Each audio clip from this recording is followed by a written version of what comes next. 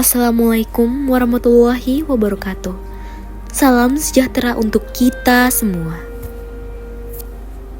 Tahukah kalian bahwa reformasi tahun 1998 merupakan salah satu momen paling bersejarah dalam perjalanan bangsa Indonesia?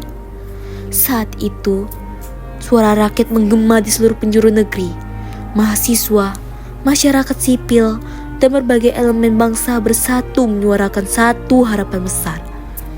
Perubahan menuju Indonesia yang lebih demokratis, adil, dan terbuka. Reformasi bukan sekedar pergantian pemimpin. Ia adalah awal dari era baru, di mana kebebasan berbicara, hak asasi manusia, dan pemerintahan yang bersih mulai diperjuangkan secara lebih nyata. Dalam video ini, kita akan mengupas perjalanan reformasi Indonesia, mulai dari runtuhnya Orde Baru, perjuangan rakyat, hingga tantangan serta harapan yang masih kita hadapi sampai hari ini. Kenapa penting bagi kita generasi muda untuk mempelajarinya? Karena dari sejarah kita bisa belajar bagaimana menjaga demokrasi dan tidak mengulangi kesalahan dari masa lalu. Sebelum kita membahas lebih jauh mengenai isi dari reformasi, maka perlu terlebih dahulu kita memahami latar belakang lahirnya gerakan ini. Karena tanpa memahami konteks saat itu, kita tidak bisa sepenuhnya mengerti mengapa reformasi menjadi tuntutan yang sangat kuat dari rakyat Indonesia. Menjelang akhir masa kekuasaan Orde Baru di bawah pemerintahan Presiden Soeharto, Indonesia berada dalam kondisi krisis di berbagai bidang, seperti di politik, ekonomi, dan sosial. Puncaknya terjadi pada tahun 1997, ketika krisis ekonomi Asia menghantam negara-negara di kawasan, termasuk di Indonesia. Nilai tukar rupiah anjlok drastis, harga kebutuhan pokok melonjak berkali-kali lipat, inflasi tak terkendali, dan banyak perusahaan bangkrut. Pengangguran meningkat, dan kemiskinan semakin meluas.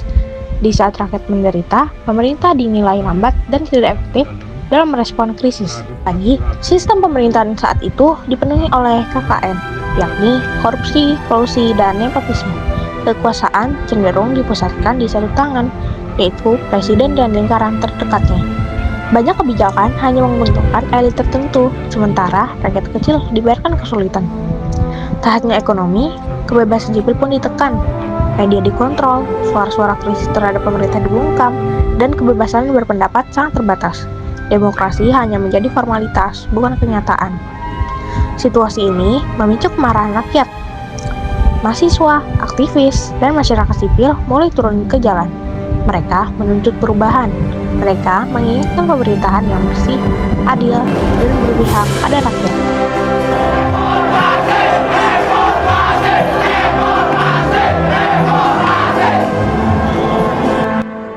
Setelah lengser Soeharto, B.J. Habibie menjadi presiden ketiga Indonesia. Habibie membuka keran demokrasi. Pers mulai bebas memberitakan berbagai hal tanpa sensor ketat.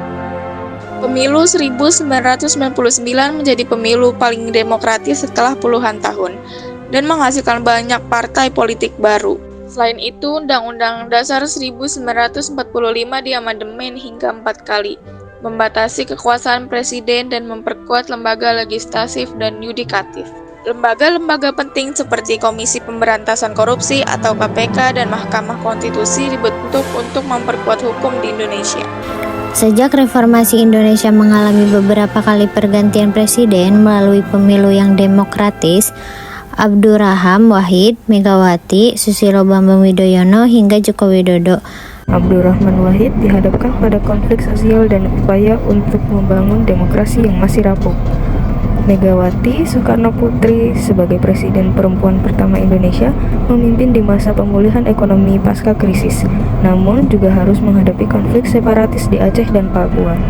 Susilo Bambang Yudhoyono memimpin selama 2 periode dan menghadapi berbagai tantangan mulai dari terorisme, bencana alam seperti tsunami Aceh 2004 hingga reformasi birokrasi. Joko Widodo sebagai presiden dari latar belakang non-elit politik menghadapi tantangan yang tidak kalah berat, mulai dari pembangunan infrastruktur besar-besaran, penanganan intoleransi, hingga menghadapi pandemi COVID-19 yang mengguncang berbagai sektor kehidupan. Indonesia masih di atas angka 2.000 Sejak dimulainya era reformasi, setiap presiden Indonesia menghadapi tantangan tersendiri. Gus Dur menghadapi krisis politik, Megawati memimpin di tengah ketidakstabilan, SB berhadapan dengan bencana besar dan isu terorisme, Jokowi memimpin di era pandemi dan tekanan reformasi jilid 2. Konflik sosial meledak di Ambon, Poso, dan Aceh. Terorisme mengguncang lewat bom Bali. Tsunami Aceh menewaskan ratusan jiwa. Kini kita hidup di era digital yang serba cepat dan terkoneksi. Media sosial bukan hanya tempat bersosialisasi, tapi juga telah menjadi wadah demokrasi yang baru. Setiap warga negara kini bisa menyuarakan sebuah opini, menyampaikan kritik, bahkan ikut serta dalam diskusi kebangsaan. Semuanya cukup lewat genggaman tangan. Pemilu pun mulai bertransformasi ke arah digital. Akses informasi menjadi lebih transparan, cepat, dan terbuka. Rakyat dapat memantau proses politik secara real time, membentuk kesadaran baru akan pentingnya keterlibatan dalam demokrasi. Di sisi lain, pemerintah terus mendorong pembangunan mulai dari infrastruktur fisik hingga transformasi digital. Ekonomi digital tumbuh pesat dan UMKM kini semakin terdorong beradaptasi lewat platform online, mulai membuka lapangan kerja dan peluang baru di berbagai daerah. Namun, tantangan tidak kecil. Penyebaran hoaks, intoleransi, dan polarisasi politik turut menghantui ruang digital kita. Disinilah peran generasi muda menjadi sangat penting, bukan hanya sebagai pengguna teknologi, tapi sebagai penjaga akal sehat bangsa, pewaris semangat reformasi, dan penggerak masa depan Indonesia yang lebih inklusif, adil, dan maju. Reformasi adalah amanah yang diwariskan para pejuang 1998 kepada kita semua. Mari kita jadikan semangat reformasi sebagai motivasi untuk terus maju dan berjuang. Jadilah generasi muda yang berani, kreatif, dan peduli dengan bangsa dan negara. Indonesia yang lebih baik hanya bisa terwujud jika kita semua bersatu dan bekerja sama untuk menjaga dan mempertahankan nilai-nilai reformasi. Semoga kita semua dapat menjadi generasi yang meneruskan cita-cita luhur reformasi. Mari kita jadikan momentum reformasi sebagai kesempatan untuk membangun masa depan yang lebih baik. Jadilah generasi muda yang memiliki visi dan misi untuk memajukan bangsa dan negara. Kita harus terus berusaha untuk meningkatkan kualitas pendidikan, memajukan teknologi, dan memperkuat ekonomi bangsa.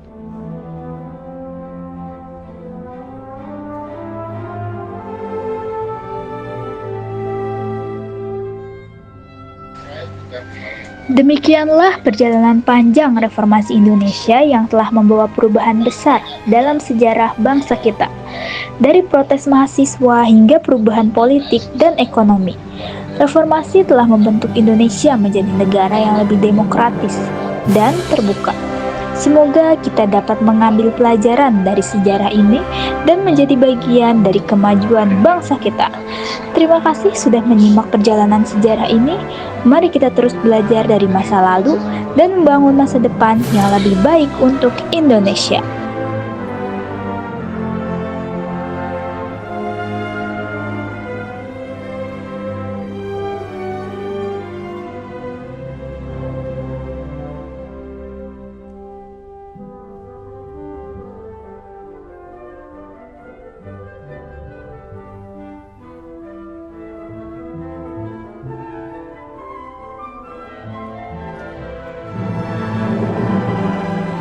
Jangan pernah lupa sejarah bangsa kita, karena dari sejarah kita dapat belajar dan menjadi lebih kuat. Wassalamualaikum warahmatullahi wabarakatuh.